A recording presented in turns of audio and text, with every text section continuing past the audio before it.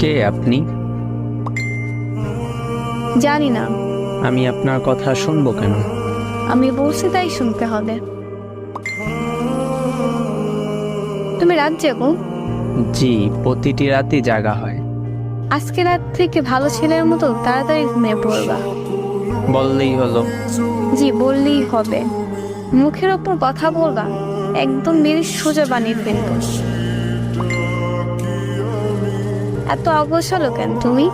নিজেকে গুছিয়ে রাখতে পারো না? গুছিয়ে নিলে কেউ আবার এলোমেলো করে দিবে, তাই অগোছালো জীবনটাই ভাল লাগে। ও আচ্ছা, তুমি এত শুকনা গাই? এমনি। খাওয়া দাওয়া ঠিক মতো করো না? এই তো সকালে প্রায় সময় না খেয়ে থাকা হয়, কারণ ঘুম থেকে উঠি 12টার সময়, পরে বিছানায় থাকি 1 ঘন্টা, দুপুর হয়ে যায়, তারপর ফ্রেশ হয়ে একসাথে দুপুরের খাবার খাই, আবার রাত 12টার সময় রাতের খাবার খেয়ে নেই। এভাবেই চলতেছে জীবন। এত এলোমেলো হয়েছে কিভাবে? মানুষকে বিশ্বাস করে ঠকে গিয়েছি, তাই।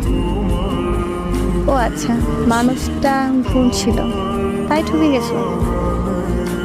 হয়তো। কিন্তু এরকম ভাবে জীবনে চলে না। কাল থেকে সকাল তাড়াতাড়ি উঠতে হয়, খাবার, তারপর কলেজে যাবা, পরে দুপুরে নামাজ পড়া, বাসায় এসে গোসল করবা, দুপুরের খাবার খাবা, আর রাতের খাবার 10টার ভিতর খেয়ে নিবা। 12টা অবধি আমার সাথে কথা বলবা, তারপর 1 মিনিটও জেগে থাকবা না, বুঝতে পারছো? আমাকে এত শাসন করতেছেন কেন? আর আমি আপনার সাথে 12টা অবধি কথাও বা বলবো কেন? তুমি তো দেখি অনেক কথা বল, যা বলবো ওইটা করবা। করবা মানে করবাই, না বললে মায়ের তো খাও নাই আমার হাতে, একদম সোজা করে ফেলবো। কাল থেকে আমার রুটিন শুরু তোমার লাইফে, মনে থাকো যেন। আচ্ছা, কিন্তু কোনো কিন্তু না, এখন বাই, যা বলছে মনে থাকো যেন। আল্লাহ হাফেজ। আল্লাহ হাফেজ। এমন ইমোজি দিলে কেন? তো কি হয়েছে? ভালো করে বলো, বলতে বলছি। না বললে কি হবে? তুই বলবি নাকি? আচ্ছা, বলতেছি।